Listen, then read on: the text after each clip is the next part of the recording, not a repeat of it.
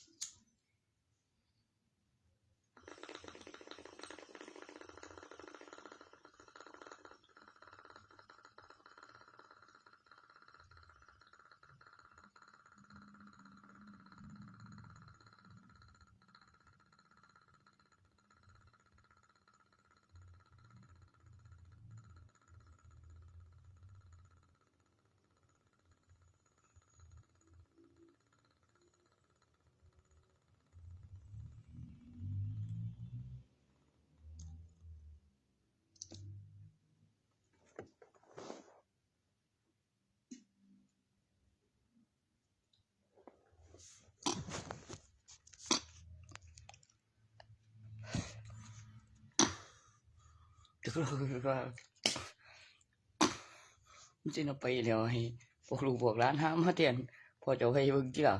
จะสิเข้าใจสิบ่ดิน2ขังรถนี่เด้อครับนี่2ขังรถนี่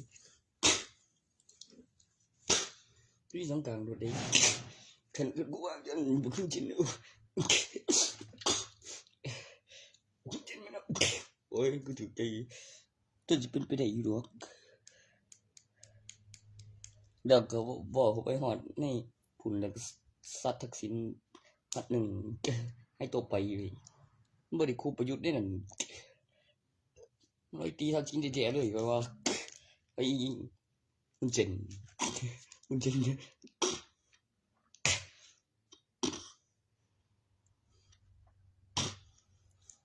ดีมือตัว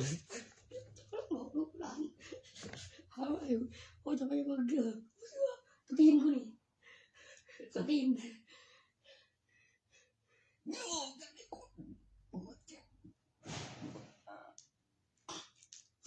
บ่ได้ทำกูสิเก๋ๆผมบ่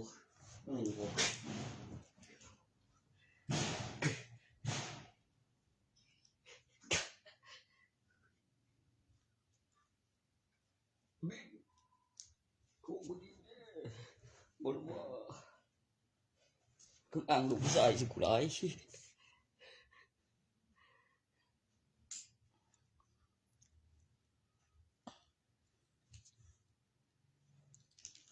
มันสิบอกว่าจั่งใดเลนสิเหลือว่าซั่น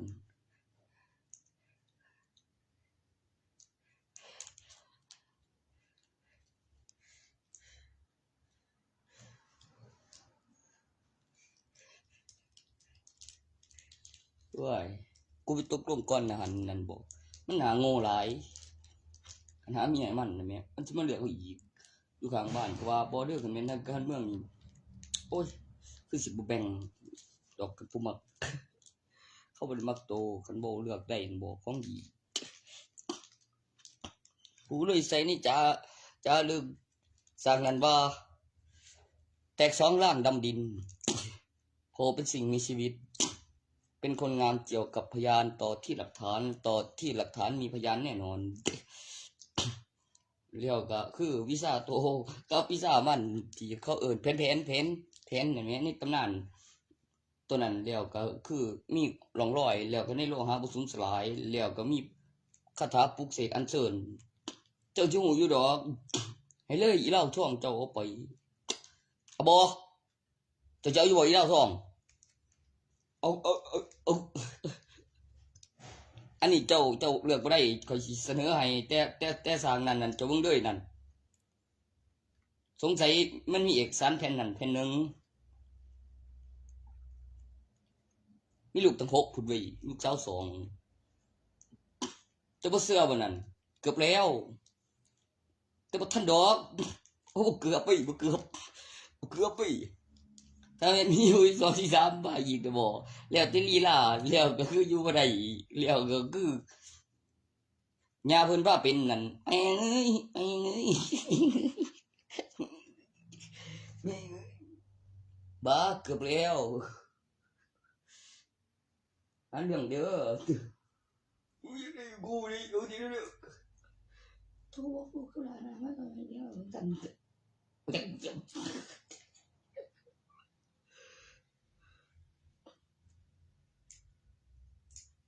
มันก็เป็นคือมันมวนเอาวีล่ะบ่แม่นแม่งต้นมันอีหยังวะหรือมันสิมีอีกบ่กูมีเมียอีกผู้หนึงอยู่ทางในเมืองเพิ่นสิว่าเด้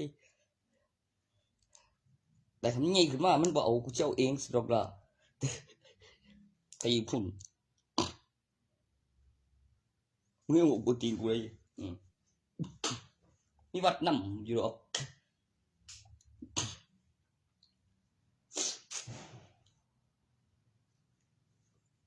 โอ้ที่เยี่ยม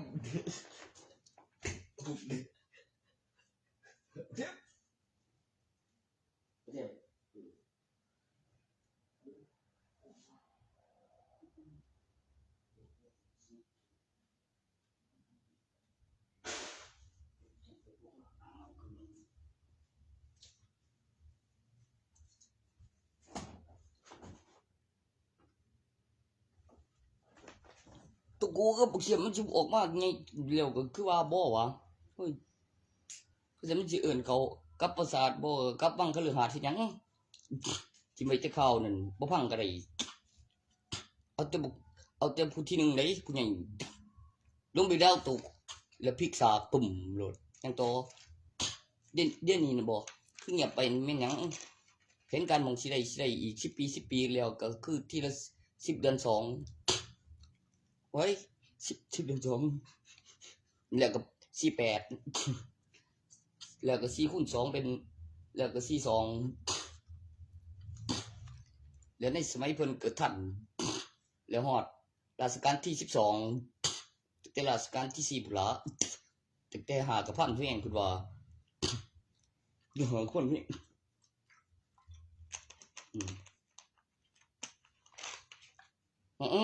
หาง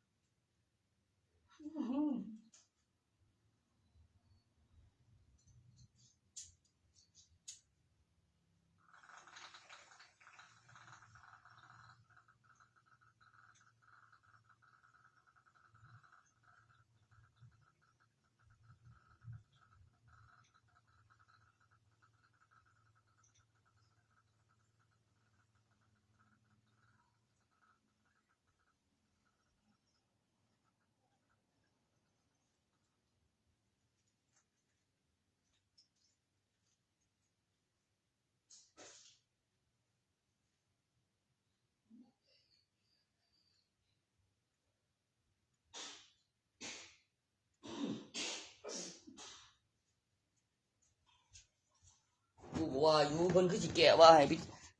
ว่าเสียก็ยังว่าแม่งเสียแม่งบ่เขาไปตีทักษิณบ่กูสังเกตได้ไปตีทักษิณมึงบอกทักษิณว่าเป็นคนว่ามันมันเสียเหล้าเจ็บบ่เด้อกูปั่นเอาเองเรื่องหยังล่ะเรื่องนี้กูปั่นเอาเองกูแต่งไว้ตัวนั้นสิไม่เฮ็ดเสือถือจำไว้แม่นบ่อ่างอย่างอ่างมาจากต่างประเทศไว้บ่ก็ตีเอาได้บ่บ่ก็ภาษาว่าบ่พระเอิ้นพระเรียกบ่ให้เชื่อถือดาจำบ่คันแม่นได้แต่งให้ก็แต่งแต่เทียมบ่คันได้จ่ายก็สิจ่ายบ่จ่ายแต่หัวคนรอไว้สองเอาหมดไปกันได้อีกกูให้มึงไงใจบ่ล่ะบ่ได้หุ่นดี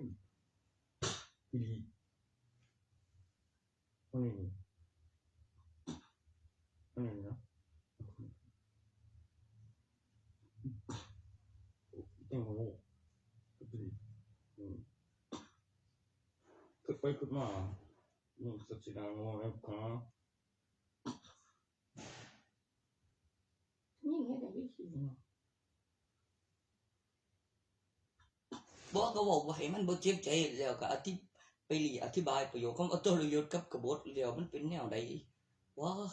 กูสิเข้าใจหรือบ่เข้าใจกูเลยจดไว้แล้วก็ถ้าสิเข้าแล้วมันมีบาปกับกฎหมายกับมีผิดกฎหมายกับถือกฎหมายบ่มันก็มึงอยู่จริงที่อย่างนี้เจ็บมึงบ่เป็นหยังเนี่ยพอกูเห็นหลายผมสั่นรู้ไหมบ่เห็นลากขึ้นลากลงมึงจะบอกว่าบ่แม่นเมียพอกูนะตอนนั้นปู่กูเราเอวหักเมียกูนี่มันเข้าพอบ่วะมึงก็ลองบ่มีโรงเรียนมึงแหน่ขึ้นปูนั่นบ่กูสิไปได้มื้อนี้เลยได้แบบคือคึมถือปืนนำแต่งตัวรอคันมีเบิ่งกูเฮ็ดเป็นแล้วก็เฮ็ดเป็นเลยเว้ยโอ้ย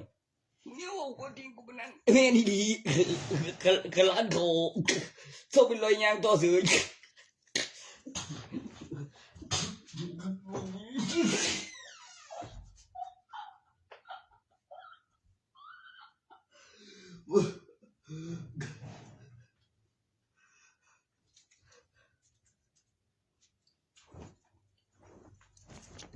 วันนี้วันที่เท่าไหร่วะวันอังคารที่10อันผู้ใดวะอีกนี้พอนะคือจะว่าบ่เนี่ย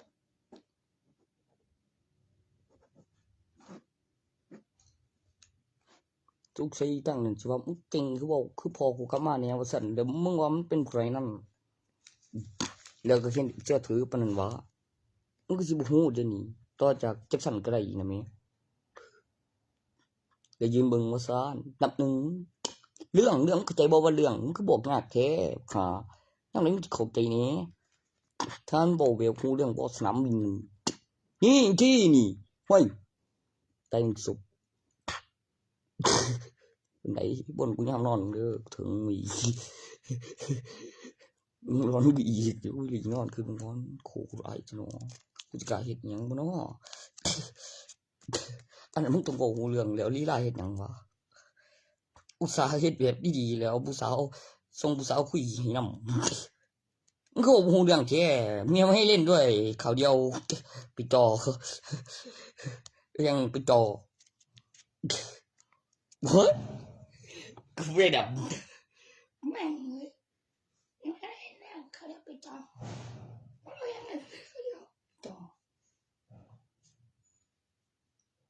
ยังกูบ่มุนเสียใส่ข้างยืนเบิ่งออกไม้ที่เชื่อถือปงไม้ประตูแล้วก็ยังว่ายังก็บอกนี่เขาโอ้ยจงเจอระวังชั่วร้ายนั่นมันลงเดือขึ้นเก้าเดียวอกบ่แม่นเลย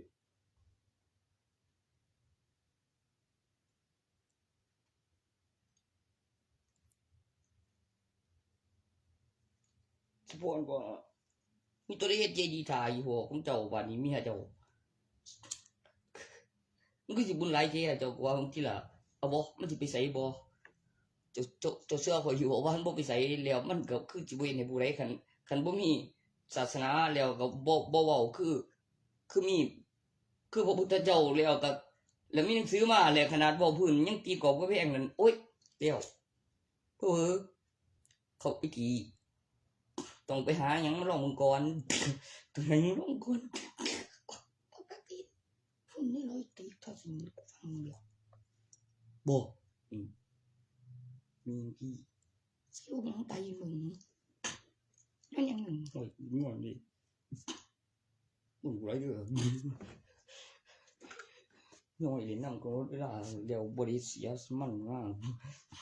จะได้โอ้คนละประเทศบ่ได้นำไว้มันสิลีลาไปอย่างนี้โมนึงบ่ล่ะนึงบ่กูจะเอากำหนดเวลาโอนฝากนั่นแหมแล้วก็ว่าเงินแท้นี่ เป็นยังไงหนูใครยังหนูบอกว่าเรื่องโอ้เรื่องไม่ต้องคนฝาก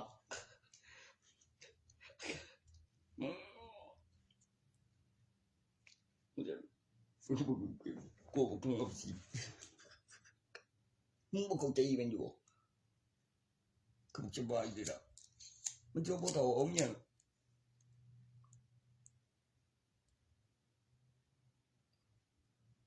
มึงเอาบ่เออกูว่าอยู่เขาอันปอยาบ่วะ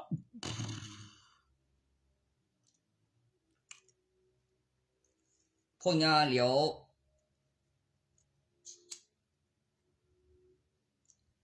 มันสิเชื่อแดงไดพระนเรศวรมหาราชนั่นมันอยู่บ่ไกลตามมาเขาเอาเรื่องเป็นกลาง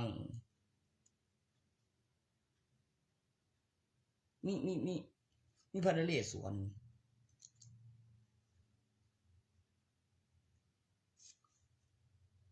เดี๋ยวอารมณ์ก็คือมึงยิดเป็นหยังคือต้องตายเอามันจังสิอายุยืนมันจังสิอายุยืน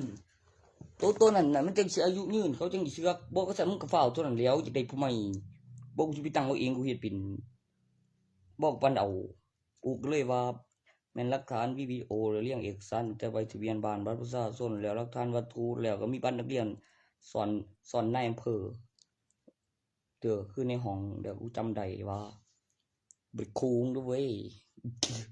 มีบัตรนักเรียนเพิ่นว่าบัตรประชาชนใบทะเบียนบ้านคันบ่ว่าในอำเภอไว้มึงเห็นอยู่ในบัตรนักเรียน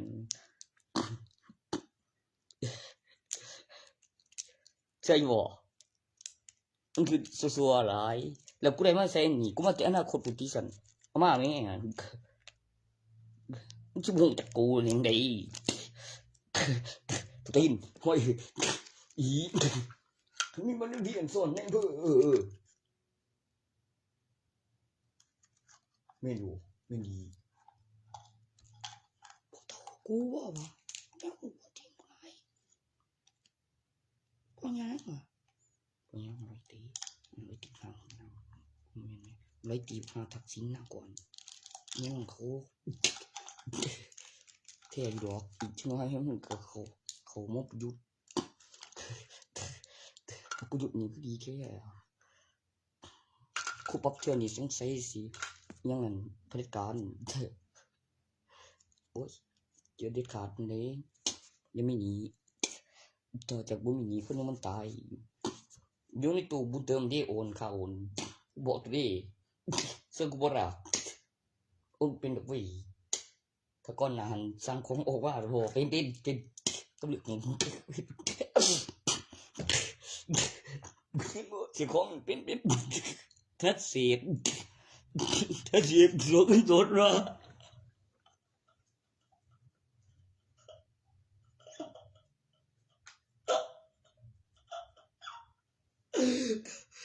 โอ้ดี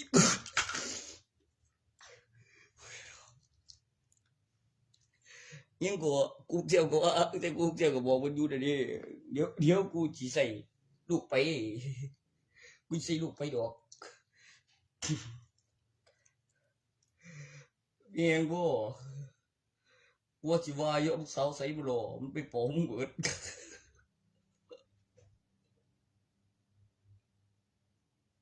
ลูกสาวใส่บุหรี่มันไปปองเจ็บเบิดด้วย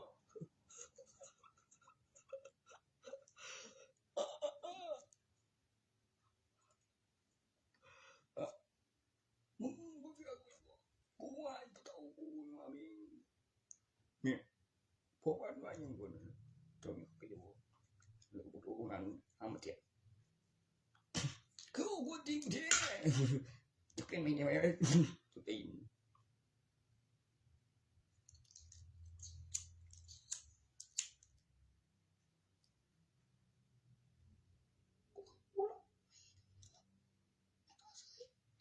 โอ้ย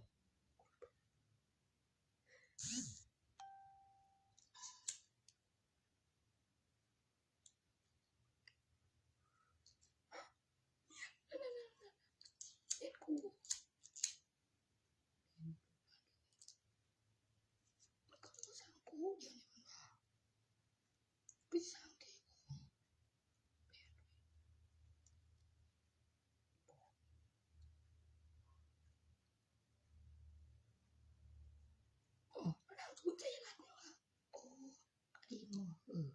กูด้วยว่ะเกิดมามีสิทธิ์เลือกตั้งเลยคันนี้ยินในสมัยโตนั่นแล้วก็คนพบประโยคคำว่าหารายใจช่วยรัฐบาลนะบอกกูแค่ฝืนอยู่ดอกแต่กูไม่ยอมตายหรอกกูจะตายบ่วะแต่เดี๋ยวนี้กูยังหอดหรอกต้นหันนะแม่ให้เงืดนี่เชื่อเลยกูอีบอกอยู่เลยจะได้เร็วได้มืดเร็วบ้ามือเด้อที่งืดนี่ไปเพื่อนกูโอ้กูดีว่าหายใจช่วยรัฐบาลมึงไปหาหลักฐานวัตถุมาเบิ่งห่างกัน10 ปีของวิเศษใดกับเครื่องคิดเลขกูก็มีประมาณนั้นผู้เดียวกับบ่หรือกูมีประมาณนั้นนี่วัตถุโบราณเนี่ยยาโอ้ยกูจะฟื้นในสมัยโอ้ยจริงดีหัวเดียวต้องเจอ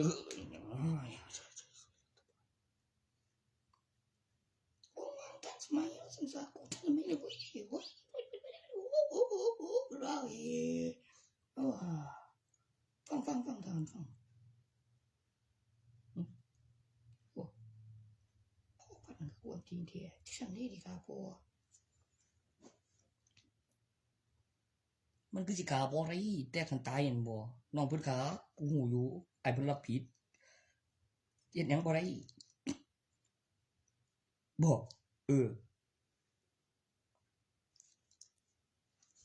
คันบ่มีน้องนะบ่โอ้ยมันกระดูกไส้เหี่ยวเหลียวหนังมันบ่ไปลิ้นหรอก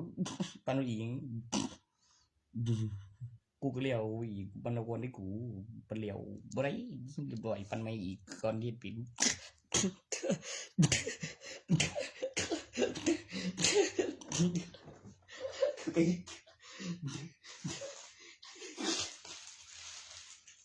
บ่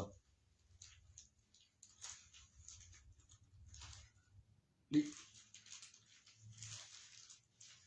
นี่กูมันปลิ้งขาบ่ปลิ้งขาบ่มันเป็นเทวอะไรจิล่ะมันจังสิบ่มีอายแบบนี้บ่ปลิ้งขาบ่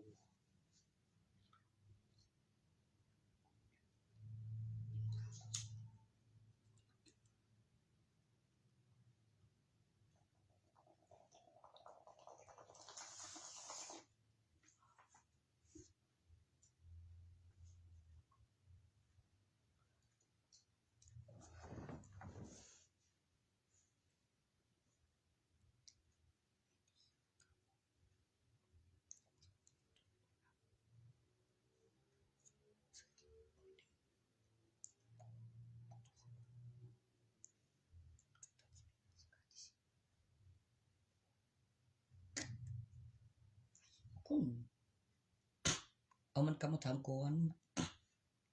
จนตายบ่ได้ตาย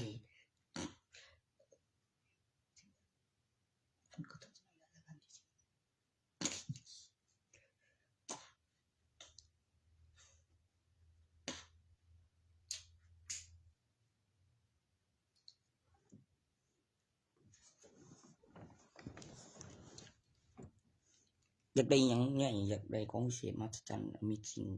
บอกว่ากำหนดเวลาแล้วน่าเชื่อถือแล้วมีคนฟื้นให้เบิ่งเขาบ่ตายก็สิไปแอวไปหามาให้ไว้เจ้าล่ะเขาบ่ตายก็บ่ตายอีกแล้วเป็นหยังล่ะบ่คือซาลีนั้นมีเงินต่อจากฆ่าบ่ตายในสมัยนั้นก็มีพระเยซูแล้วเต็บ2ด่างแห่งโพดแห่งกว่าเก่าเว้ยมีปืนเว้ยยังแล่นทะลุมิติปุ๊บปั๊บปุ๊บปั๊บสิกันอีกไปเป็นรูปบ่สูญสลายว่าซั่นแปลงร่างปีศาจคือหลังมนุษย์ยามเช้าคือหลังมนุษย์ยามเช้าโอ้กูเชื่อมันนี่กูเชื่อมันนี่ยังคักกูเก่าอีกตอนที่มีเหรียญนะแม่มันว่ามีผู้สาวเว้ยคนมีเดียวก็ยังหมุนเอาใบซื้อ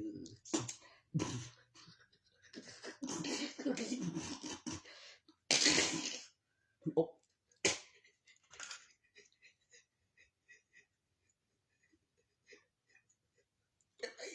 บิ๊กเลย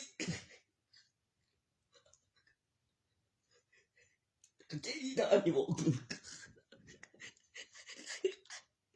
บึกใจโย่โอ้ โปพี่น้องเดียวกับพันเอาเองเดี๋ยวก่อนเดี๋ยวแล้วคือบ่ได้ก็คือโอ้ยกูถึกแล้ว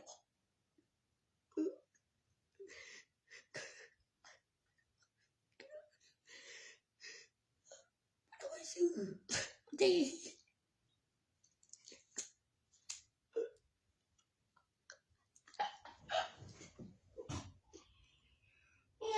คนเตียงกูเด้อ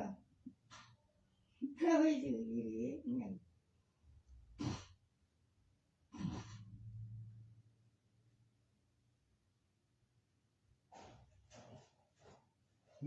เก็บเนี่ย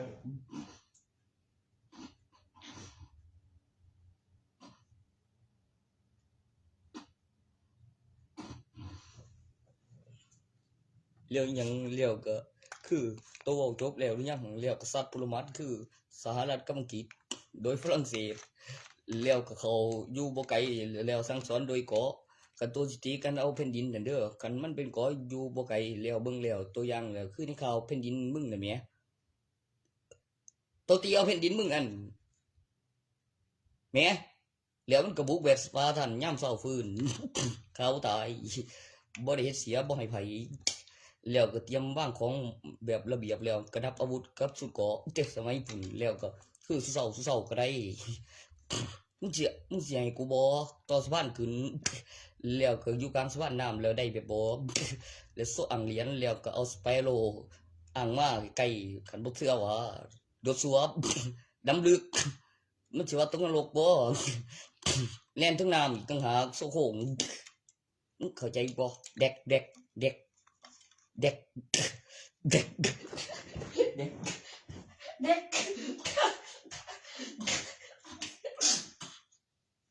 กูจะบุกแบบ24แล้วเหลือทะเลน้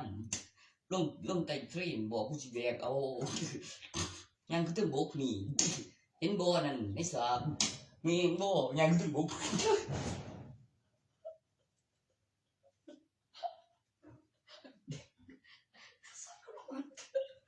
เดี๋ยวเอาเศษเขาสัตว์คนมาถึงสหรัฐเร็วมันอีก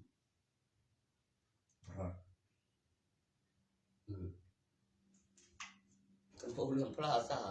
ให้มีก่อนว่าซั่น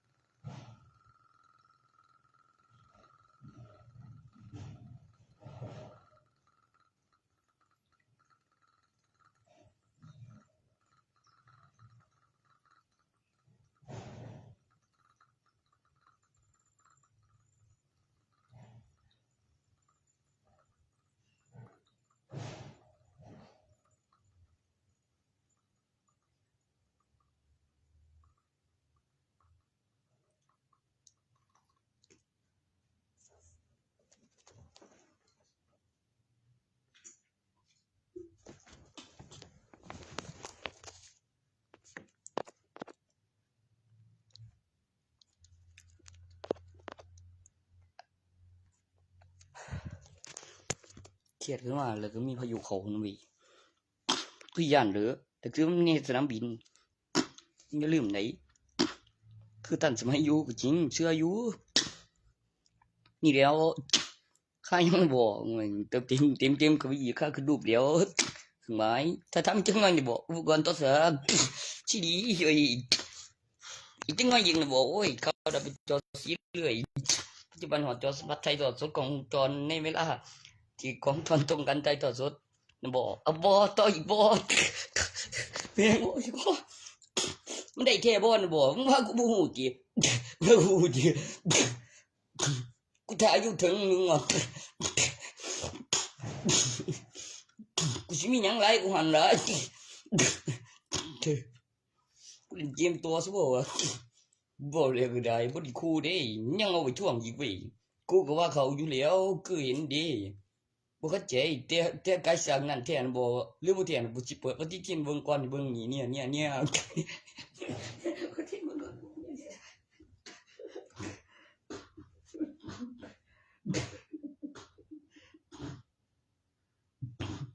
เว้ยเว้ยเนี่ยเฮ้ยดูก่อนเนี่ยร้อย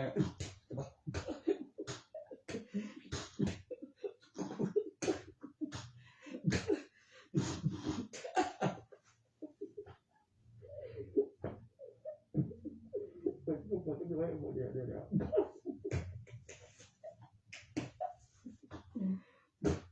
โอ้มึงนั่นดิ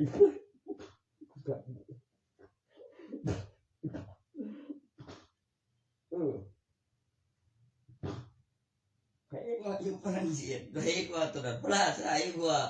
เป็นซุปเปอร์ฮีโร่เป็นอย่างเกิดที่พระเจ้าก็เก่งน้องร่างสวรรค์โอ้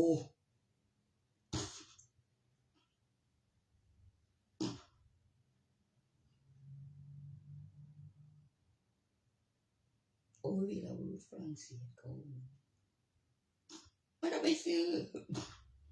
บ่มึงมองอย่างว่าปืนเขาไปอยู่ข้างปืนยังดำดินเจอเติมอาวุธเข้าไปนี่บ่อีหลีอยู่หรอก็เจอบินอ่างแต่ว่าย้อนหยังนั่นเฮ็ดให้บ่หรือกับมีข้อความใดของวันนั่นแฮงคักแฮงกูต้องการเอกสารต้นแบบหัวข้อตัวนั้นกูจะพัฒนาตัวนี่เข้าไปเดี๋ยวนี้มึงฐานเว้ยเรียกสปาร์ตันโอ้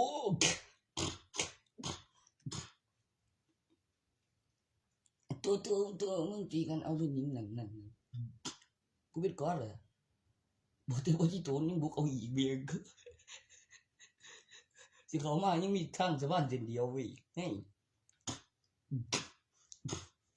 ย่ำเว้นและย่ำขึ้นเว้ยก็คงกูเว้ยสิเขาเป็นยังไงเพิ่นเครียดดิเพิ่นสิบุกจัดเพิ่นคนเพิ่นเก่งเพิ่นมีอาวุธเท่ดิส่วนลึกในจิตใจแล้วเมื่อมีอาวุธจริงน่ะแม้บางตัวโอ๊อยากตายดิเป็นทหารกับปืนใหญ่นั้นบ่ได้ใส่โดนโบกก็เกี่ยวกับป้ายทะเบียนค่าบำรุงอุปกรณ์ต่อทะเบียนคือแพงแท้หรือสิเอาไว้เพราะสิ่งนั้นบ่หันใส่เปลืองแหนมน้อยบ่ก็เติมแล้วก็ถึงแล้วก็ฮอดปัจจุบันพอดีโอ้ยพออยู่ไปคือให้หายคือเอามันยิงอีหลีกับเขา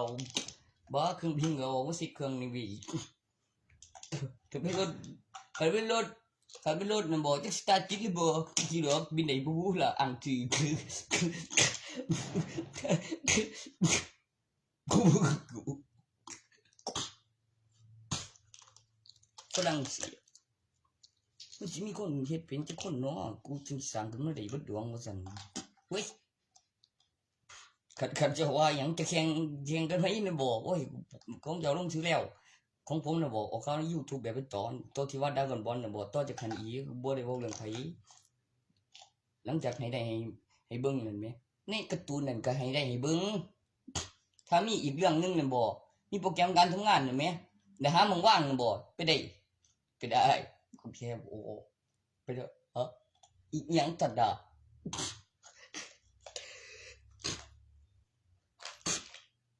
เด้อบ่นี่ได้เคยเห็นดีนี่นะจูบ่ผมก็ว่าในหน้าจอแต่ในกล้องวงจรนี่แล้วก็คือนี่มีถ่ายรูปแล้วมันพิมพ์บัญชีอ่ะในมือน่ะเมีย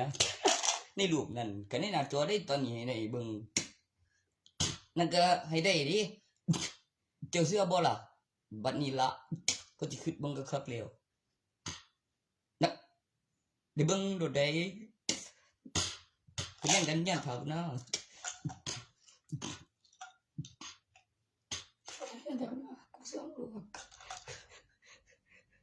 มึงสิเป็นทรงคือบ่สารภาพเจ้าของก็บ่ได้เว้ยคือหูบ่ทอเมื่อยอยู่ดอกมึงบ่เอามึงดอกอยู่ดอกคือสิว่าเมียกูสิว่าบ่เหลือดอกมึงจะว่าเป็นผู้บ่าวพุ่นล่ะแล้วซ้อนอีก 2-3 คนคันเว้าเรื่องเมียขึ้นมาในศาลนี่เขากำลังเจรจา สิอึดบ่เขาทีม ไอ้ปากมันเป็นหยังวะ บ่ได้ดอก เฮ้ยงงอยู่วะ คือของกูนี่บ่แน่หรอกคือฮู้ดี แล้วยังมาสารภาพอีกไปอีกมันสิเชื่อบ่ล่ะคือหูท้อ ปากกาเองกู เจ็บตัวเหรอโอ้โหแม่ก็มันดีเอ้ยยิ้วเลยโอ้โหปุ๊บโตทึบเจ็บ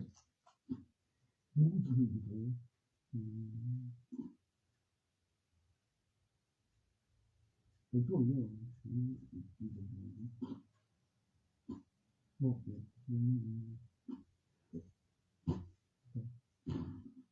จริงเจ้ฮะเวลามึงเอาดันกับกูเลยตีกูอีกหนึ่งโอ้โห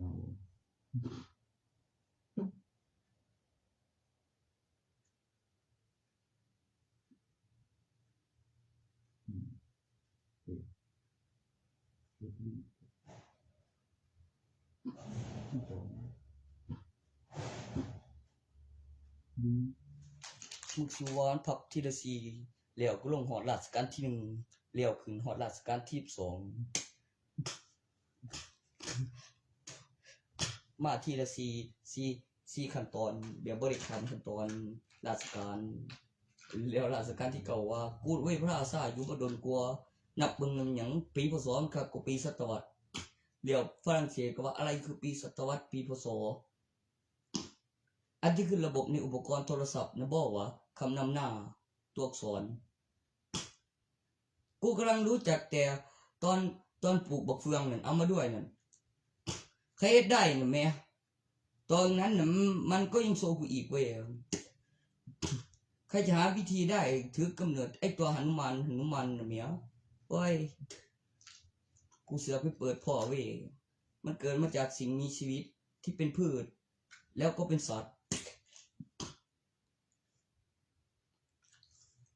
มันก็มาคนละแบบคนละอย่างเว้ยเดี๋ยวก็ลงหนังสือไปจากวิวัฒนาการที่มีต้นตอสาเหตุเป็นเช่นหนุมานต่อจากลิงมีกฎคุ้มลูกและหลานและเป็นมนุษย์วสันแต่งเปลือกและข้าวและเป็นเช่นเทพเจ้ามึงเลยบอกได้สวนสนาเตยุคหินเกิดจากลิงตรงไหนยังก็วิวัฒนาการจากลิงเตยุคหินมาเป็นมนุษย์โอ้ ว่าข้าเสียงแง่งไว้มึงมาเสือกู กูทกลงเตราชการที่1ขึ้นมาใหม่กันเลยว่าข้าได้ก็โอเคขึ้นมาใหม่ล่าสุดยิ่งงานสวนเกิดก่อนเนี่ยผู้สร้างจักรวาลเวลาถอนเปทั้งแอปพลิเคชันเป็นเสียงปกติเป็นผู้สาวเป็นยังตัวนี้มันคือเป็นเสียงผู้ชายว่าสันบอมก็โดนคือว่าเวในสมัยนั้นมึงพูดถูกในผู้สร้างจักรวาลนราธรก็เขาตีแขนงามเองเรียบร้อยแบบปิดเสียงจับใส่กุญแจมือแล้วก็จับใหม่บ่เดียวอัตโนมัติผู้สร้างจักรวาลนราธรนี่ โคตรมึงดีทำเสียงเจมมือเนี่ยด้วยข้างไม่ถูกคนตัวกินเจ้รู้จับเองก่อนข้างก่อน เมียนเวียนเรียนแบบเมียเรียนแบบมายังเทบละเอียดต่างหากนะแล้วการพวกยังบ่เติมเข้าไปอีกไอ้บอกงานได้ ใส่บงงาม ไอ้บอกดูแล้วก็มีความรู้สึกขึ้นแรงเมียคันเป็นผู้ชายเดี๋ยวมันก็สิตายบ่ติดที่คุกดอก ขันเป็นขันเป็นผู้ชายมันคือสิตายบ่อีหลี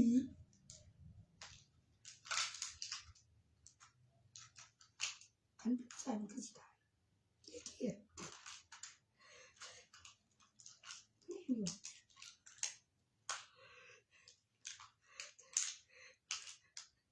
โอ้โหถึงก็ได้ บ่เดี๋ยวกูละเอียดอีก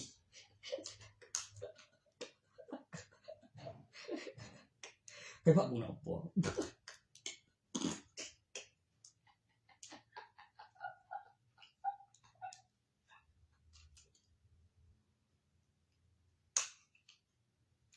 ก็กูก็อยู่น่าจะรวยนั่นเด้คนจะบอกพอหลีไปเอกก็เสียเปลี่ยน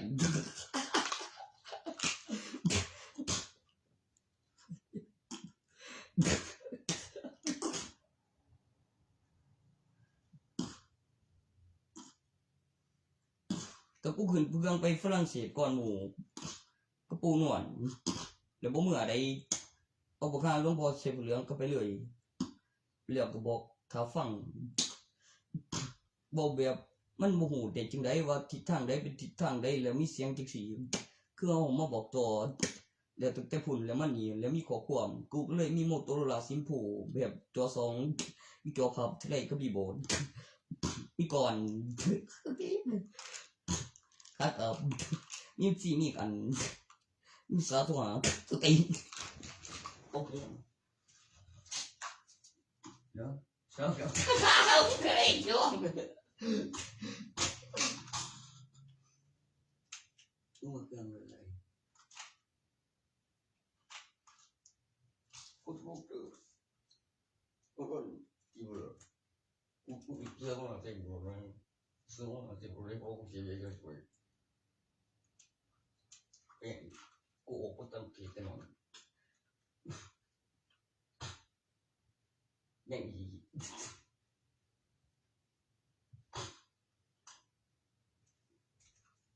กตีกูสิกูซ้ำตีมันเองไงเนาะเสียหลักฐานเมียจังไงเนี่ย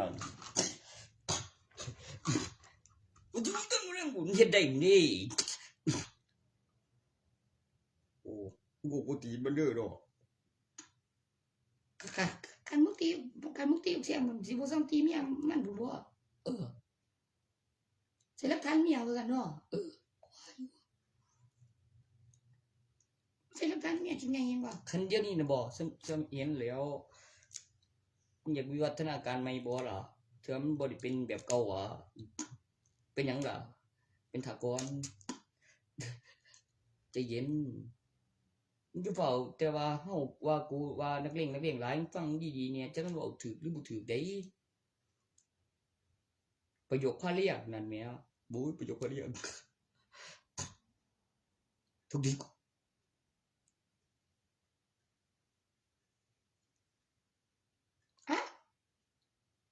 เอาตัวอักษรที่มันคงตัวลูกตัวหลานนั่นก่อนอังกฤษ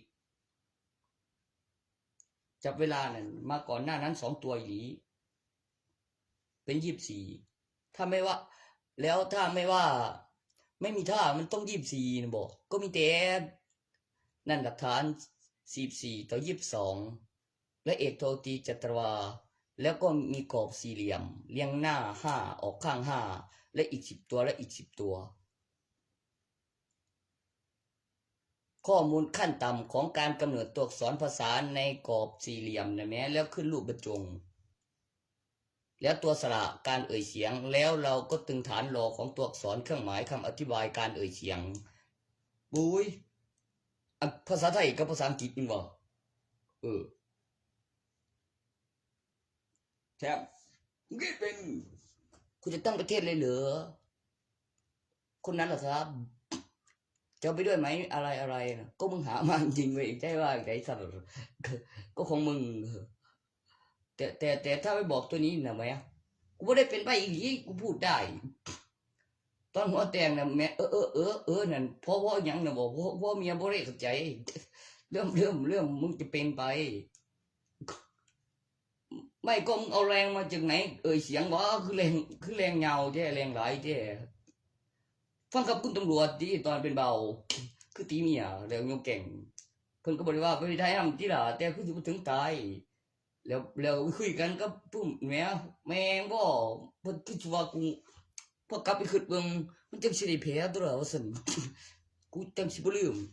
อีกแล้วซักก็บ่ซักก็ได้เดี๋ยวเปิดเบิ่งในจอบอกก็ย่างใส่กระจกก่อนจังเขียนลายสีแล้วก็ให้อีกผู้นึงเป็นพยานถือหลักฐานแล้วก็ย่างไปเบิ่งแล้วเลือกแล้ววาดเอาเองโอ้เดี๋ยวเธอนี่แม่เข้าใจว่างไหนมึงเฮ็ดได้อยู่สิว่าค่าเสียง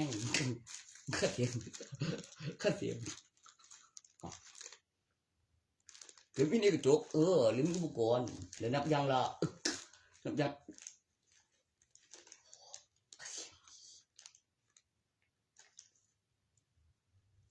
ทีมบอกไอ้ตีกันนกแก่น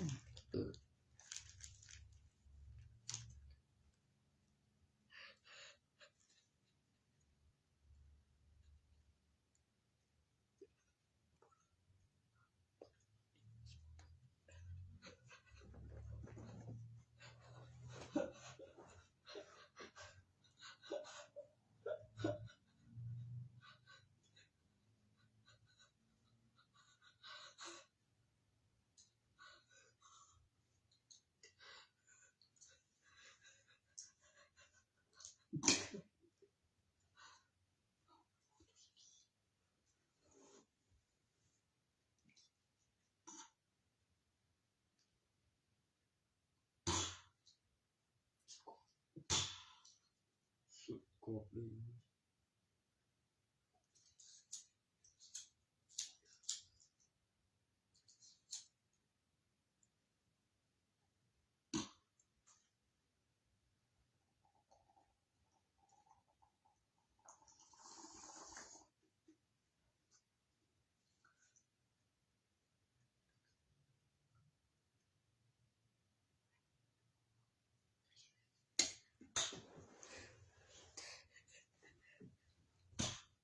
ฝรั่งเศสแม่งถูกกูไปเก็บบริไปตายน้ำไม่หลับแล้วสันแม่งรู้กันบอกถึงตายบ่ให้ตายน้ำแท้กูยิงวันตายแต่ขนาดกูบ่หูอีหลีก็ว่าบ่หูดิกูบัดนี้ละ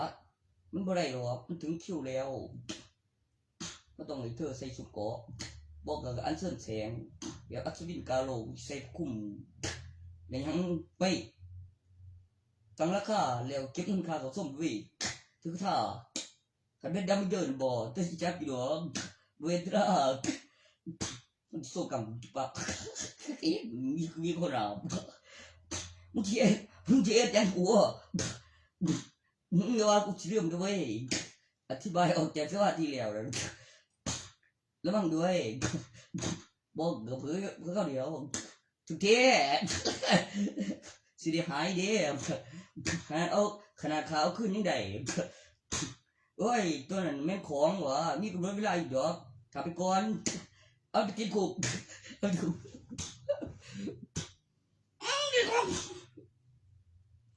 เลี้ยวมาไทยคือใจแล้วมีผลหรือมีพยานแถมเช่นของการหยังบริท่านใดนั่นเรื่องสุขดีประเด็นสารเนี่ยเอาถึงหรืออันชื่อว่าอ้างยังสนะสำคัญหรือไม่สนะบ่เธอก็จะไปศึกษาตัวเขาไปในห้องสมาธิไม่ได้กันเนี่ยได้ยังแต่ออกมาว่าจะว่าสิลืมเลยเดี๋ยวแล้วแม่งเลยถึงเวลาแล้ว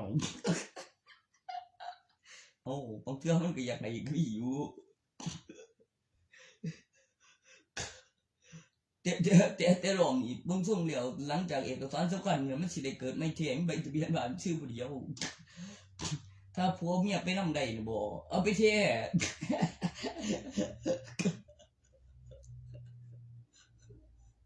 บ่แบบคือดูคือมีหลายน่ะแม่บ่ให้ไผบ่ได้เสียแล้วก็คือตัวทั้งหน้ามึงนั่นแม่นได้เกิดใหม่เด้อคันเฮ็ดถือคันเธอเฮ็ดผิดน่ะบ่ซ่อนแกล้งแบบเธออีแก่อยู่หรอก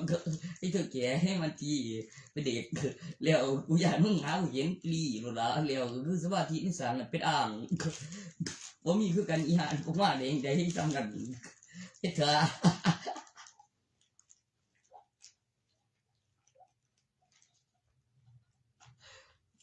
บ่อยู่ดีน่ะบ่มันเขาเก็บแล้วเขากองบทศูนย์กำลังสิหาวิธีอยู่เดี๋ยวนี้แล้วกำลังสิพากแล้วก็เรื่องแล้วก็เว้าเห็นจนฮอดสาดฝืนใหญ่โตเป็นผู้สักทีนึงเปิดโลกออกต้องมีคนเฝ้าไม่เจ็บขึ้นคาเขาส้มมีคนเฝ้ามันว่ามันบ่ได้เฝ้าซื้อนั่นเป็นสิ่งมหัศจรรย์มีค่าแรงมีค่าอาหารมีเบี้ยเลี้ยงเด้ยามคืนเลยจริงได้ยามเว้นเลยนอนเว้นเบิ่งบ่ก็ดิ่งอ่างเก็บเงินก่อนเอาเบียพิพิธภัณฑ์เมียส่วนของผมนี่บ่ครับแยกด้านสอง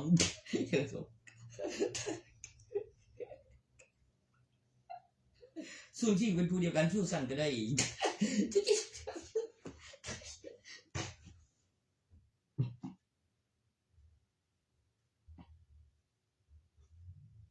มาแล้ว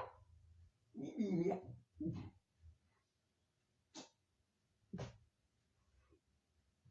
มาเว้ยมันทำไม่ถูกจริงๆเหมือนกูเป็นเจียเป็นคนเจียแม่งกูว่านี่เป็นคนเจีย มันจะคุ้มเจเลยอีกงานหนึ่งร่วงเลยตัวทองเดี๋ยวมันบอกไว้ลบเรียนอยู่พวกมันก็จะโง่ดี มันก็ต้องเอาหลักฐานวัตถุสิครับกับระบบกับข้อมูลบางทีก็มีให้รออยู่ได้ยังไม่ถึงปีพศ2570จริงๆปัจจุบันนี้กำลัง2569อยู่หลักฐานวัตถุมึงล่ะถ่ายทอดสดไว้อยู่ไสมันอยู่ไสบางทีก็บอกได้ให้รอหน่อยแล้วกูจะแก่กว่า31ไปทำไมอ่ะ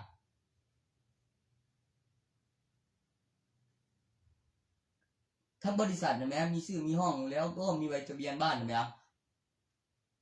เข้าใจป่ะล่ะตัวอย่างแบบความรู้สึกถ้าอธิบายบอกหาประโยคความเรียกเหลือข่าวนะแม่ส่วนความจริงนะแม่เหมือนดาวบอลกับเทวดาดัชรวยแล้วมีที่วางแล้วให้ได้เห็นก่อนนะแม่มีมาให้ดูส่วนผู้ที่ได้มาครอบครองต้องดูรูปถ่ายภาพถ่ายอัลบั้มภาพเนี่ยแบบหลักฐานอย่างเงี้ยเนี่ย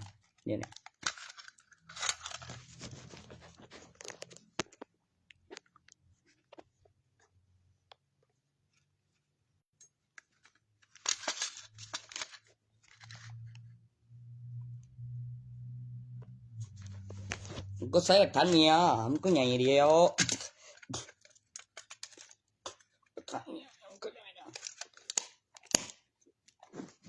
หลักฐานวัตถุเป็นอัลบั้มภาพแล้วก็ถ่ายทอดสดใช่ไหมฮะโอ้แมงบ่แบบยังไงก็บ่กระโปอยู่แก้มเลยบ่อยากเลยกินเร็วสิทนยังก็มันได้โลกมันนั่นด้วยแม่นดิเท่านั้นแหละไปฝรั่งเศสแล้ว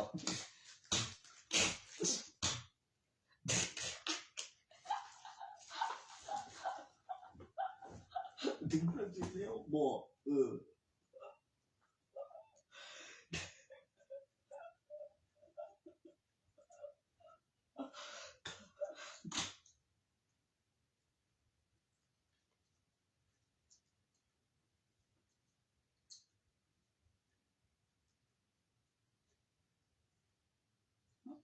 What's already?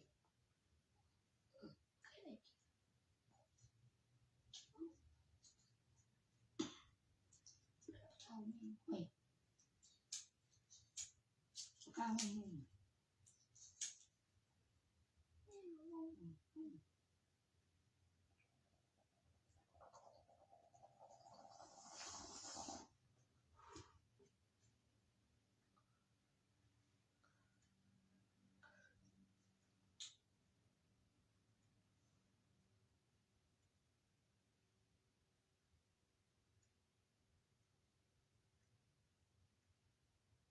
ตัวนี้กูเป็นตัวเดียวอ่ะ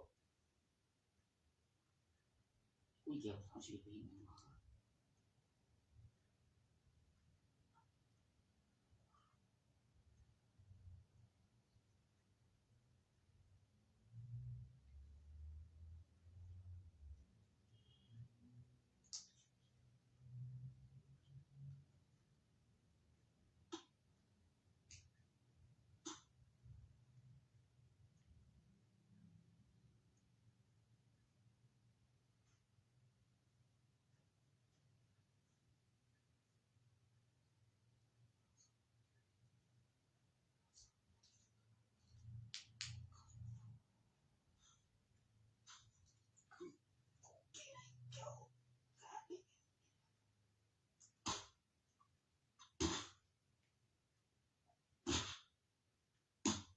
มันก็บอกง่ายแค่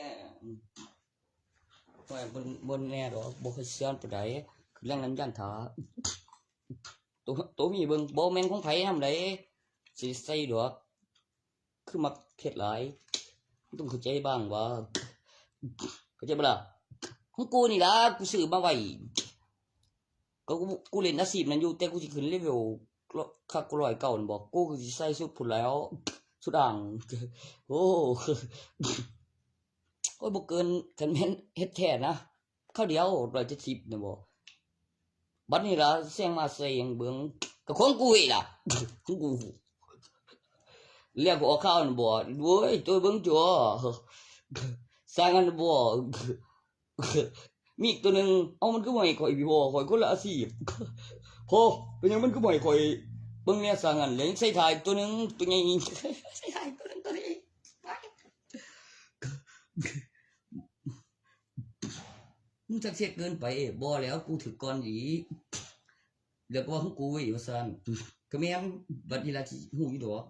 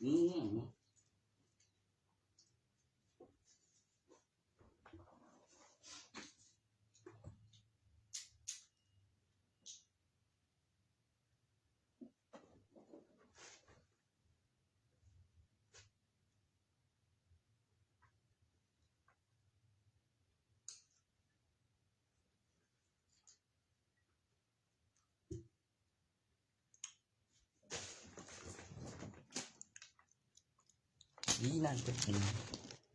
ไม่ยังไงมันตีนล่ะมันสิเสียค่าปรับหยังเขาเสิร์นมามันสิลืมแล้วออกข่าวให้เบิ่งแล้วก็ขึ้นรูปอัลบั้มแบบหลักฐานวัตถุแล้วใส่กรอบแบบคือเห็นโลแล้วถ่ายรูปกับฝรั่งเศสว่าสิมาตีถือแสงดีพ่อแม่มึงก็บ่อยู่อย่าว่าบ่มีไผเฮ็ดหยังบ่ได้เด้อก็บ่เฮ็ดแบบนี้แล้วแจ้งตำรวจนะก่อนหันมีเสียงปืนบ่ได้คู่ก็ได้เพิ่นว่าห่วยหยังของมึงวะไปได้อายุเพียง27 18ปัจจุบัน29นะครับ14ครั้งเป็น28เสื้อบัวถึงแต่มัธยมพูนปัจจุบันเหลือ29อีกรอบนึงในสมัยม.ต้นน่ะบ่ฮอดปีพ.ศ. 2555กับปี2012ตรงกันมันก็256แล้ว213แล้วก็มาเป็น212แล้วก็2012ไว้เก็บอัลบั้มภัยพิบัติแล้วก็ตั้งชื่อมันนำแหน่แล้วก็มีข้อความในอายุ28 29มีข้อความเตือนจาก GPS มันสัตว์ขึ้นว้ายฮอด29มันก็โซประยุกต์สระตันตัวนั้นภาษาอีสานประเภท มันคือเอิ้นคือเจ็บบ่มันบ่เป็นน้องกูเองฝรั่งเศสบ่โอเคอันนั้นมันผีกูดิ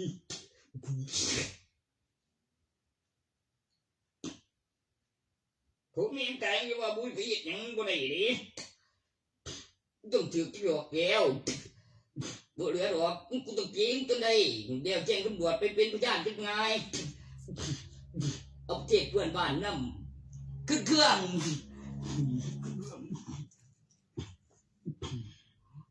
โอ้ยโอ้ยโอ้ยโอ้ยโอ้ยโอ้ยโอ้ยโอ้ยคือดิตีกูกูกูอยู่ตีคือตีcó khờ của về có tiền cái buồn bơ lời tí lời tôi chấm phật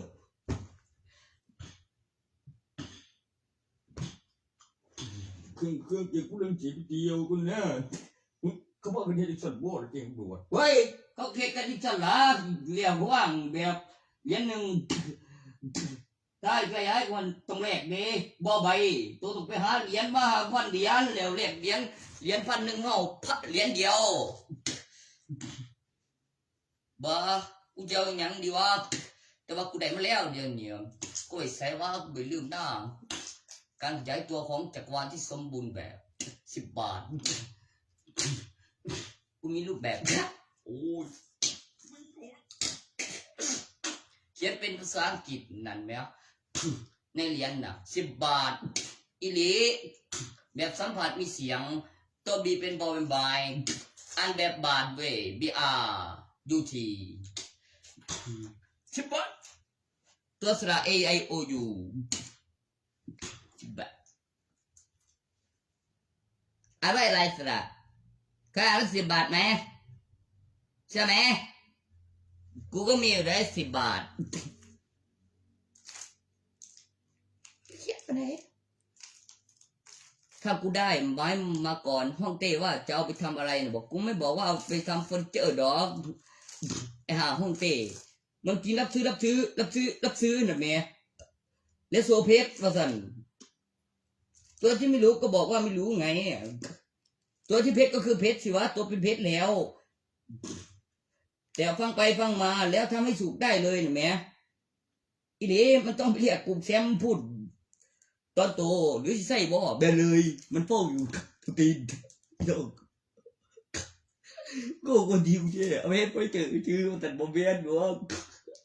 เขาใส่สมคุณแล้ววะได้นี่ยังบ่เดี๋ยวไม่กินแขวบ่ให้มันเป็นผีคือธรรมดาบ่ย่านผู้หญิงขันบ่หูสึกย่านในสากนั่นบอนกันอย่างนี้ซื้อหรอวะเช่นยังกูล่ะแต่ว่าเปิดกล้องเบิ้งกับพิสูจน์เบิ้งนั่นมีแค่ไรตัวบุตรีนั่นแต่ถ้าสาปืนสางานโยกเอวนะก็บอกไปนั่นตัวเห็นอยู่มันขยับได้ไม่ว่าเล่นอาจจะมีอารมณ์นั่นบ่จ๊ะบ่ให้ขาดทิ้งได้ให้ปียังหน่อยอ่ะเอาว่ายังพื้นโยกเอวมันสิบ่ย่านเลยบ่จ๊ะคือเอ็กเซนเจอร์การนี่บ่เว้ย คือมึงเนี่ยแกข้าวรู้สึกอะไร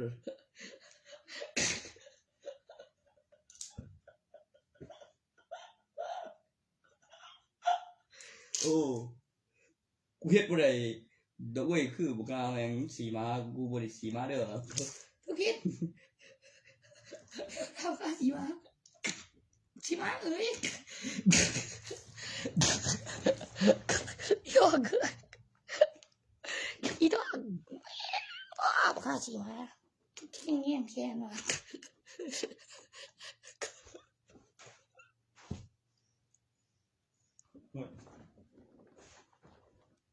นักเรียนอีดีก็ฟังมึงดูกูบอกมึงเดียวมันสิไปตีก็คือไปตีแล้วบอกไปก่อนน่ะแม่คันบ่ได้น่ะบ่หรือสิหยังหรือสิคือว่าเหลือใส่ผลเรื่องเข้าไปแล้วเนี่ยเขาตาเจอแท้อยู่ว่ามันถอดแล้วก็ได้ตายแล้วที่ไม่ผิดมันทุกคนกูแม่งที่เก็บเกินเนี่ยชิบหาย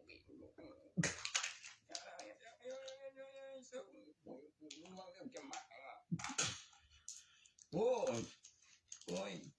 ตัวนี้มันคือสิเสียว่าสันเฮ็ดไหมมีหลังเก่าแล้วท้ายกูเชื่อยิงบอกกูบ่ย่านดอก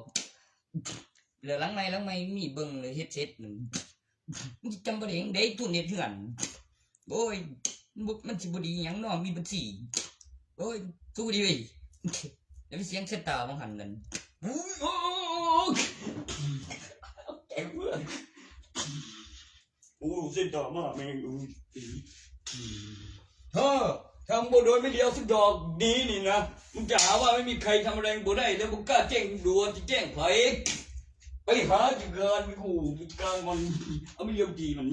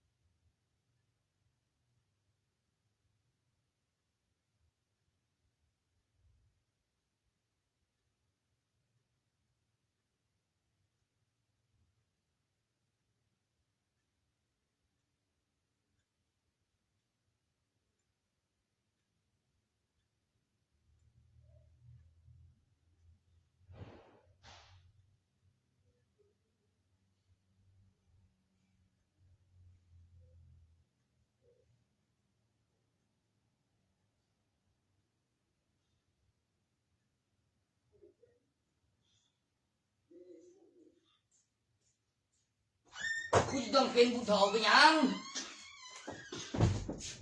พอดีเลยจังไดล่ะมันก็ตายแล้วเว้ยแม่งต้องตายก่อนสิมาดีบ่มันก็สิใส่แม่มันให้เดิบ่ก็ว่าคือว่ามันตีเพิ่นแล้วก็เว้าแบบจังซั่นมันต้องเจอขอความนั่นก่อนไผสั่งใจหาซั่นแหมไว้เว้ยกูยังว่ากูแต่ว่าแม่มันตายกูจังสั่งเป็นหยังอยากเว้ยไผสั่งใจหาอยากยังล่ะไผสิจ่ายซั่นไผสั่งแนวไหนว่าจะกินเสยไผเฮ็ดเป็นไม่ดีกูเฮ็ดเป็นอยู่ยังว่ากูเข้มบ่มึงเฮ็ดเป็นจังกูว่าอยู่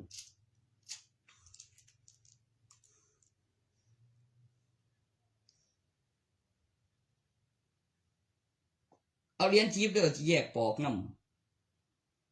เอาเหรียญชีพจักเหรียญสิล่ะ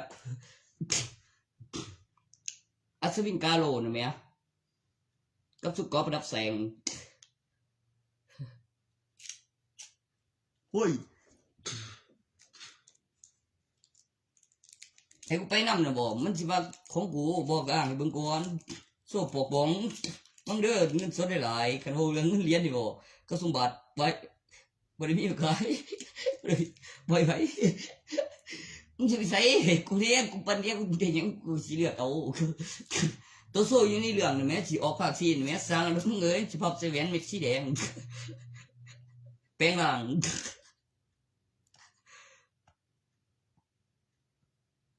บอกเตือนไว้ก่อนเด็ดเอาหัวเม็ดสีฟ้า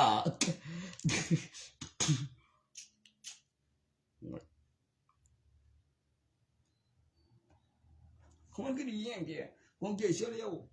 เขามันบอกประเทศเพื่อนบ้านแจ้งตำรวจมาเนี่ยกับเอกสารแล้วก็ให้ตำรวจแล้วก็อายุนี่แม่แปลเบิ่งกับตัวอักษรโอ้ยคือตรงนี่ใบหลังเจอดุนยาอยู่ดอกต่างประเทศกับตัวอักขระแล้วคือสูมได้ตัวต้นฉบับโอ้ยบรรณาดอกแต่กูไหวนั่นนะกูเสียแข่งคนอยู่ถ้าทออีเมลูกติ่งผู้ได้ถูกเป็นลูกสาวไงเป็นลูกของลูกสาวล่ะบอกแบบนั่นไหมระดับนั้นเดี๋ยวเจอร้านใส่ไงผู้ที่ดึงว่าตัวมันจงหรือตัวอักษรแล้ว A I O U แล้วตัวพิเศษตัว4ได้ตำแหน่งที่3ตัวสระ3ตัวแล้วเป็นตัวควบน้ำหนาตัวใหญ่บ้าเป็นตัวสไลด์ตัวหนึ่งมาตัวแรกที่ว่าต่างจาก5ตัวเป็นตัวขั้วในกรอบสี่เหลี่ยม zero ในเครื่องหมาย zero ในเครื่องหมายและก็ประโยคฮะบอกแล้วสิ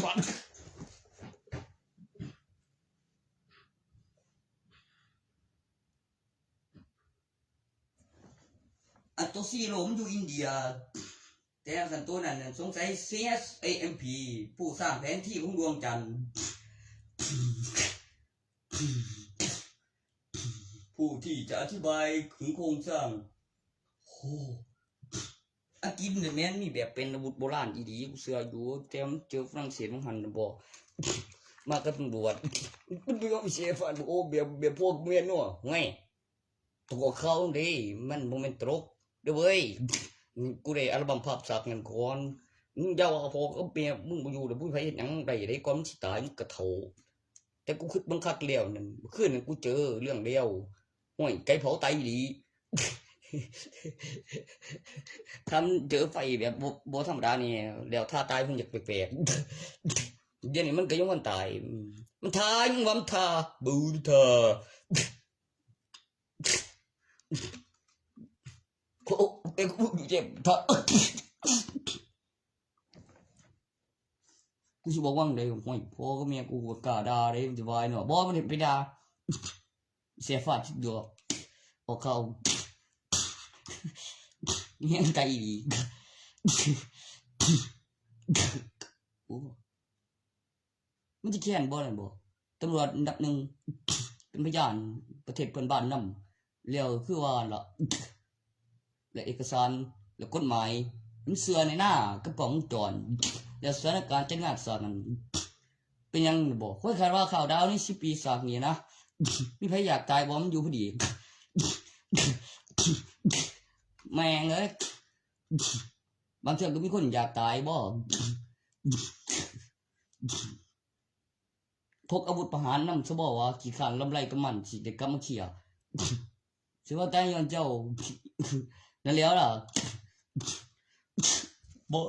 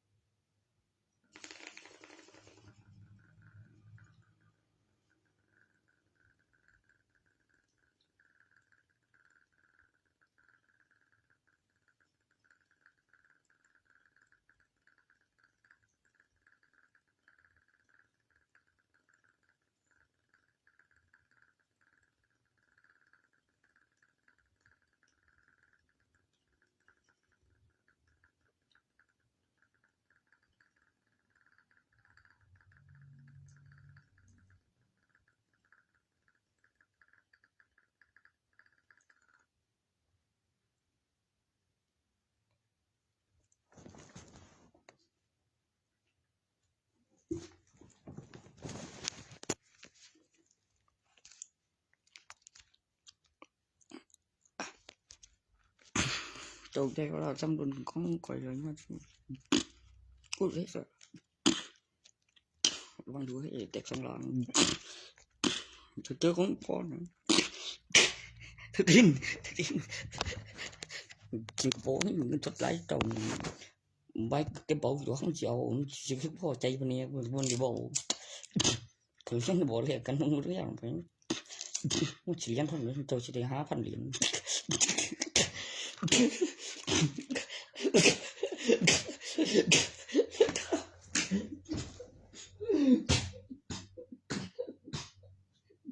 เด็ดไม่เสียนไม่เสียน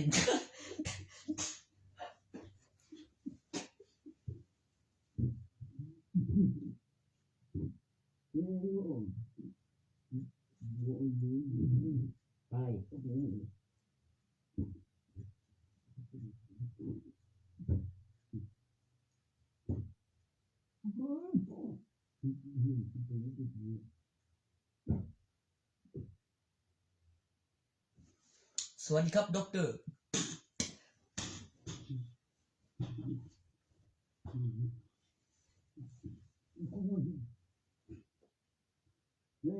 ไปตีน้ำได้ล่ะแต่ว่ามันบ่แม่นข่าวปลอม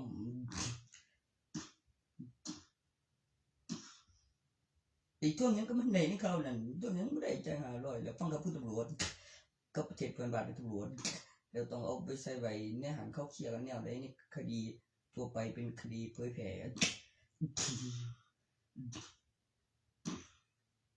ผิดจะบอกว่ามันจะว่ากูตีบ่มันคือว่าฝรั่งเศสวะว่าบ่เห็นว่าสปาทันบุกแล้วก็ยามคืนมีแปรโรเว้ยตัวสิไปขามันบ่ได้ยังว่ามันตัวสปานเองเป็นก่อบ่ให้ก็บ่ได้ยอมได้จักษามีตำแหน่งนั้นบุยแล้วฮอดปัจจุบันที่กองโจรยามท่านบ่บูคือซื่อๆนั่นบ่ผิดอีหลี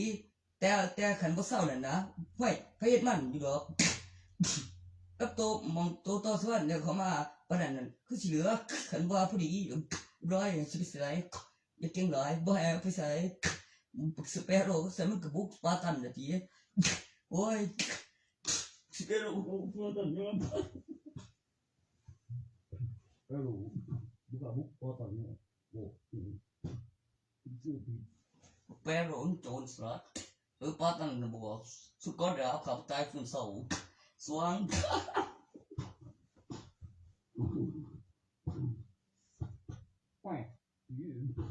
Ngay นับแบบยังเป็นระเบียบทหารคือซื้อบ่ผิดก็บอกแล้วถ้าคือซื้อแบบว่าบ่เซาที่เทือนบ่แล้วมันก็สิว่ามันคือบ่ถึงตายแล้วแค่นั้นแหมเด้อจำอะไรอีกบ่เด้อมึงสิได้ย่างถึงบกเหนือน้ำดอกมันสิยึดเอาทั้งเรือแล้วไปเก็บไว้แล้วมันจะไปใส่แต่ว่าที่แน่นแหมมันมีเหรียญน่ะแหม ตัวนั้นน่ะแหมมันคือบ่ขึ้นน่ะแหมบ่ฮู้เด้มันมี4บ่เว้ยสปาร์ตันผมว่ามีบัญชีได้ครับคุณสปาร์ตันคือว่ามาจากฝูงคุณเอ้าไม่ฝูงอยู่บ่หาเที่ยวนี่ก็ได้คันบ่เรื่องซั่นโอ้แต่ว่าบ่มีพื้นเด้อเว้ยหาว่ากูหาเองบ่ได้บ่บ่คิดหลายเด้อตีกันเองบ่ได้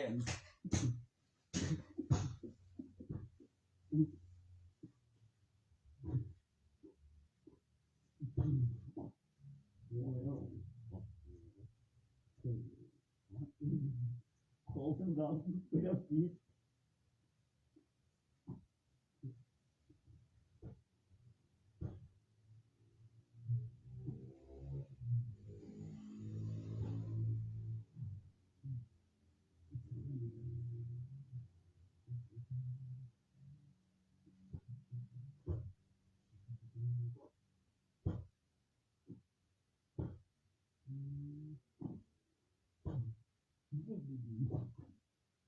Pero por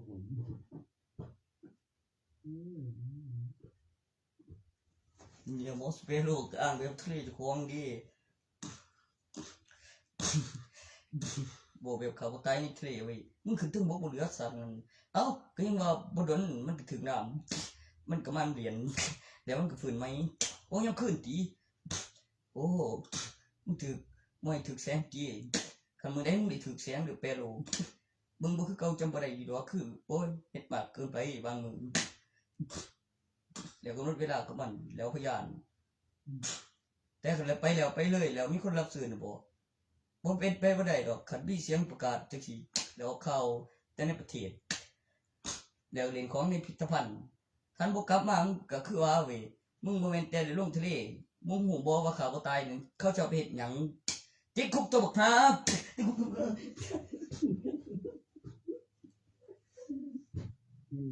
รียนเรื่องกระโผ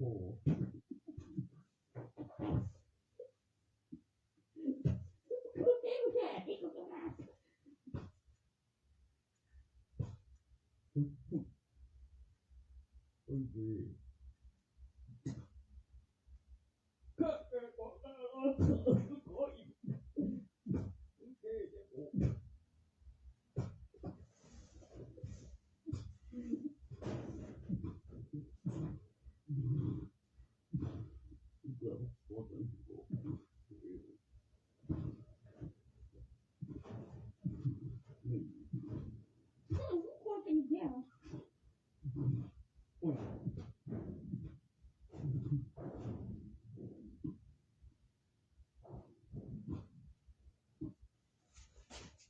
ตัวบ่มีหันเป็นไผเจ้มมึงอย่าอกวนตีนกูเลยเฮ้ยสบเดี๋ยวใกล้18ก่อนบ่มีเสียงโทรนี่กูนะบ่คำกับทุนเฮ็ดได้อีหลีหรือบ่ได้อีหลีบอกไว้ตอนเกิดที่ยังยินแสงอย่าฉันสิเอาอีนั่นมาไปคำยี่ห้ออีสาระอีสุกอสีแดงมึงต้องเจอสุกอออกเสียงชะตาสุกออกเสียงชะตา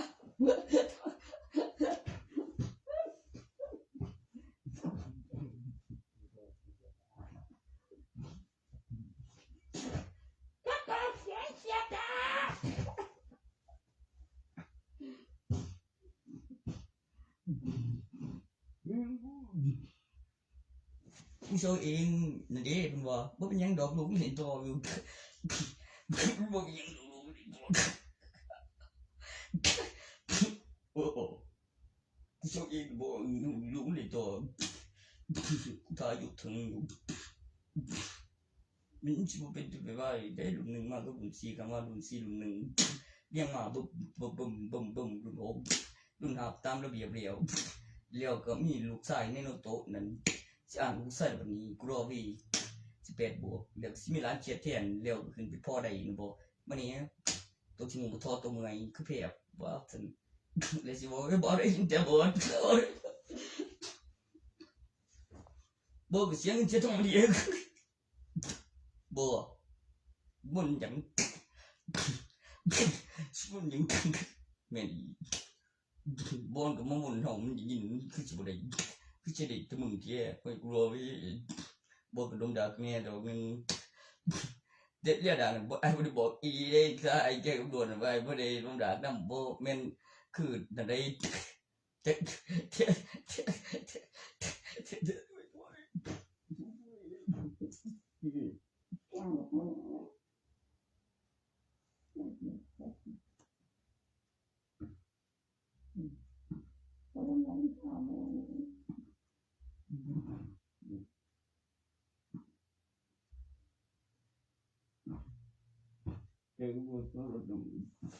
แล้วก็อังกฤษมาแปลภาษาแล้วก็ตัวซีนำแล้วก็สระดาเป็นสระสะกดกับดอเด็กทำไม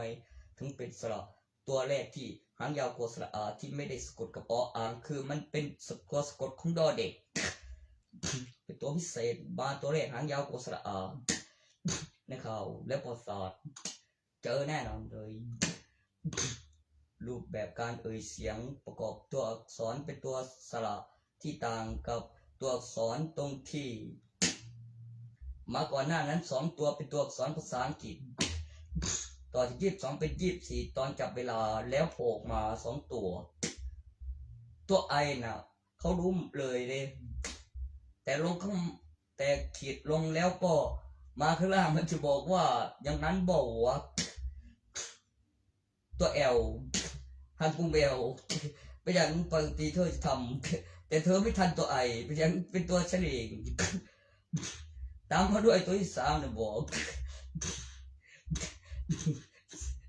เป็นตัว4ใหญ่เป็นลักษณะของสระ3ตัวในตำแหน่ง1 2 3แล้วในตำแหน่งของตัวอักษรตัวที่3ของภาษาอังกฤษเป็นตัวควบสระเอียแม่งบอกผมสอนท่าน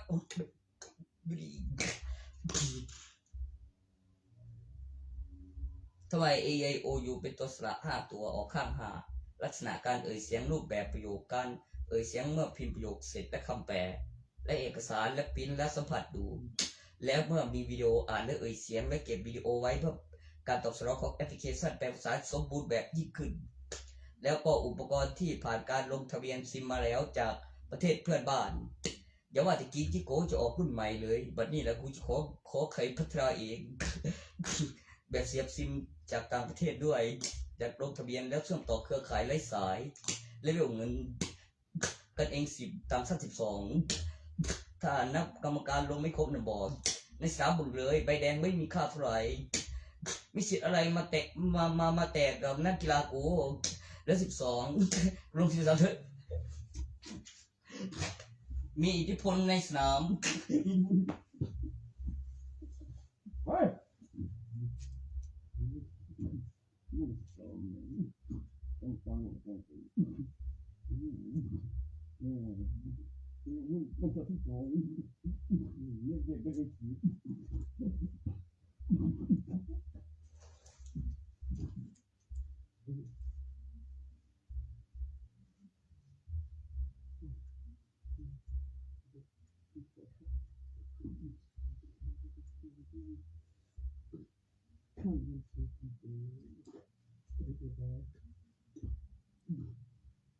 จำเป็นไหมบ้านเร็วๆต้องเป็นผู้หญิงจะบอกผู้หญิงข้าได้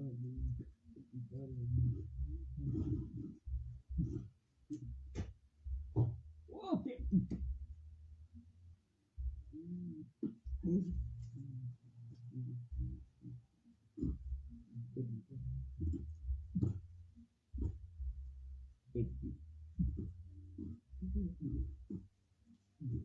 ไม่ AB ก็ Z A เป็นตัวเดียวกันเนาะเอา Z A เป็นตัวเดียวกันไหมขีดขึ้นแล้วก็อยู่ตรงกลางแล้วก็ของ Z แล้วใส่ตัวเดียวจุดแล้วเป็นเครื่องหมายปลายแหลมให้ขึ้นบนแล้ว1 ปีนะแม่มี12 เดือนเอาตัวเดียวเนาะ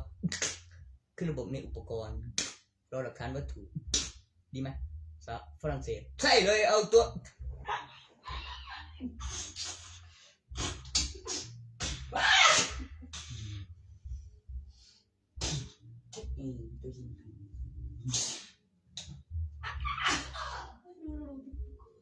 ใช่แล้วเราจะอ้างของเราน่ะ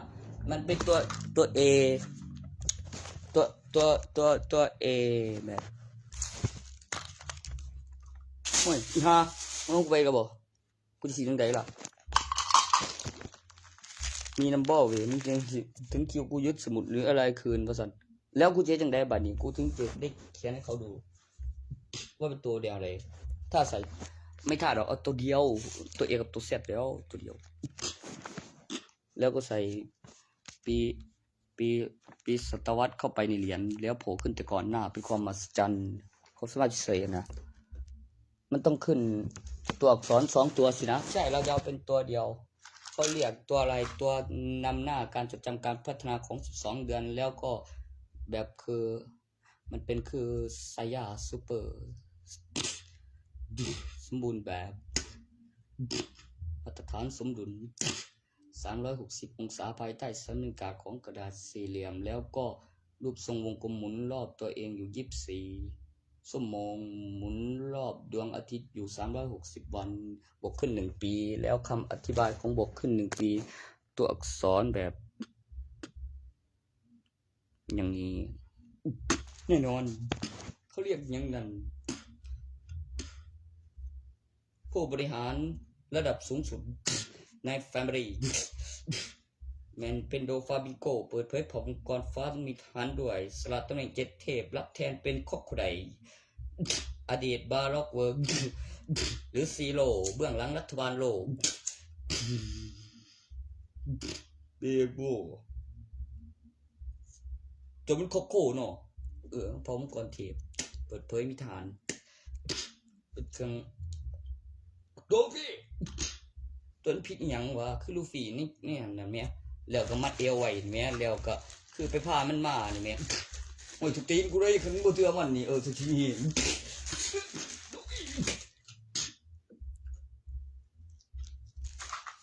คันบอกเรื่องความจริงเห็นอยู่มันวางสั่นเด้แล้วถือกระปั้น2มัดมึงจะว่ากูเฮ็ดบ่ได้เด้อบ่ถือกระปั้น2มัดจังซี่นี่แล้วมานี่เลยอย่าตายเลยแล้วแผ่นดินสะเทือนนั่นในความจริงนั่น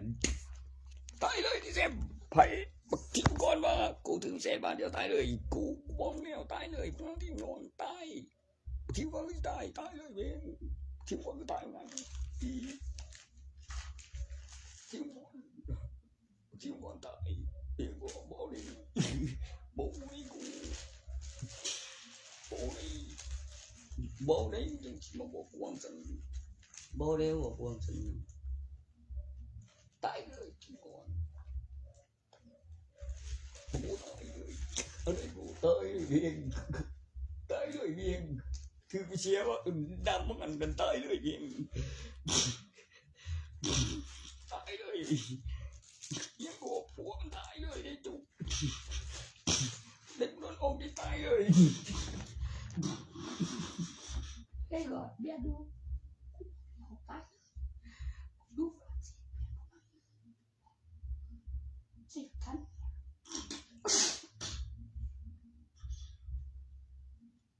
đi đu mẹมันโง่เบี้ยคือมันตายเลยมันเอาเสียงมันมันเอาแง่งใส่มันเสียงมันเอาเด็ดไปว้าว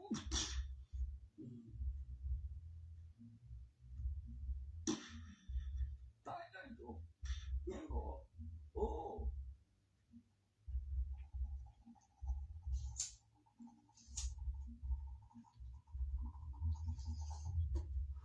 ยังก็กินตายเลยมัน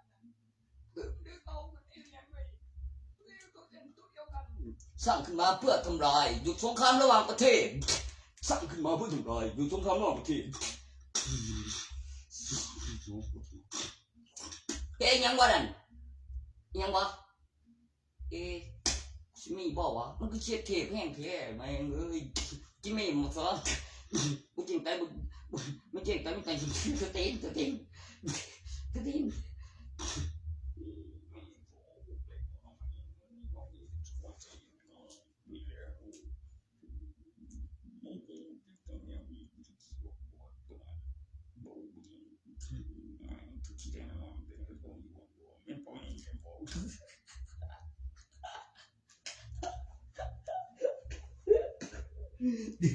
ม เสร็จ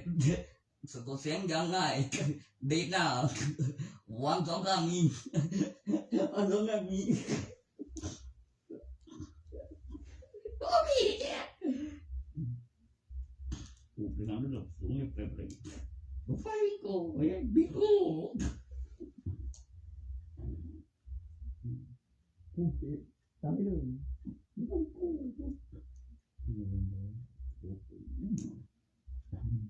เอามังกรฟ้า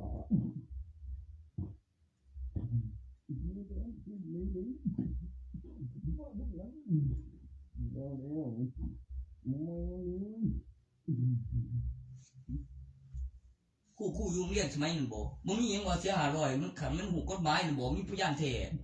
ที่อ้างนั่นก็บอกเลยได้คู่ยุงเรียนแม่มีพยานแท้ว่าประเทศของจากอายเป็นหยังแล้วมันก็ตีขึ้นอีหลีเพราะว่าตายตอนเจ้าเท่าเดียวแล้วเขาอีหลีมันจะไปใส่ยุงเรียนผมบ่แล้วมีพยานอย่างนี้ประเทศของจากอายเป็นหยังโอ้ยโรงเรียนผมอยู่ฝรั่งเศสนั่นเดี๋ยวนี้ก็ได้ยังมีพยานแท้นั่น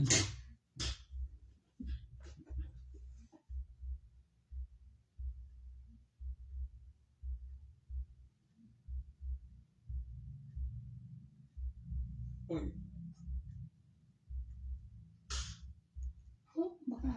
เสียตัวภาษาหยัง ฟังทีละฟังภาษาหยังว่าซั่นภาษาไทยกับภาษาอังกฤษเป็นภาษากลางของโลกและก็เป็นภาษาที่มีในประวัติศาสตร์ที่ยาวนานว่ามีพระราชานับจำนวนตัวเลขถึง10รัชกาลแล้วก็พุทธศักราชที่ยาวที่สุดแล้วก็ประเทศอินเดียที่สามารถพิสูจน์หลักฐานวัตถุขึ้นระบบปีศตวรรษแล้ว2อย่างแล้วเราก็มาตัว A กับตัว Z เป็นตัวเดียวกันแล้วก็ขึ้นระบบในอุปกรณ์และถือกำเนิดผู้บริหารระดับสูงแล้วก็เครื่องหมายเส้นเครื่องหมายนับศตวรรษกับปีพศมี12เดือน360วันคือ1ปีการยินยอมของจุดหนึ่งแล้วก็ข้อมูลคำว่าจุดปิดหรือในตำแหน่งที่มีการคำนวณว่าปลอดภัยหลังจากตัวเลขคือตัวอักษรเครื่องหมายประกอบคำอธิบายปลายมุมและ12และก็รูปทรง แล้วก็เป็นตัวอักษรที่สะกดแล้วก็เป็นตัวอักษร2ตัวรวมกันเป็นตัวเดียวเป็นตัวนำหน้าเช่นปีพศคศที่ขึ้นระบบในอุปกรณ์แล้วก็อยู่ในหลักฐานวัตถุแล้วก็ใบไม่ใหญ่กว่า100แล้วก็จำนวนเหรียญมีเป็นจำนวนพันแล้วก็ 1,000 ไม่ใหญ่กว่าจำนวนพันเท่าจำนวนบาทถ้าไม่ท่าดอกเว้ยจะขึ้นระบบในเหรียญนั่นแหละเด็กดูดไม่ดูดแปลรูปปลุกเสกขึ้นศิลปะค่าขึ้นรูปมีจำนวนในเหรียญแล้วจำนวนใบที่ไม่ใหญ่กว่าจำนวนพันคือต้องเลือกไม้ทำไมไม่ใหญ่กว่าจำนวน100นะบอกใช่แล้วเกี่ยวกับผู้ครอบครองแล้วเป็นโปรแต่น้อยก็มีเกี่ยวกับลูกครูมันพิมพ์เป็นมีอุปกรณ์เครื่องมือค่าบำรุงอุปกรณ์แล้วก็นับทีละเท่าตัวและตั้งราคาของในประเทศเฮ็ดเล่นเน็บหนาเฮ็ดเล่นอย่างวะพวกอินเดียประเทศจีนมีโดเรมอนอยู่บอกกับเกาหลีบอกกับญี่ปุ่นเกาหลีเหนือมันก็ว่านี่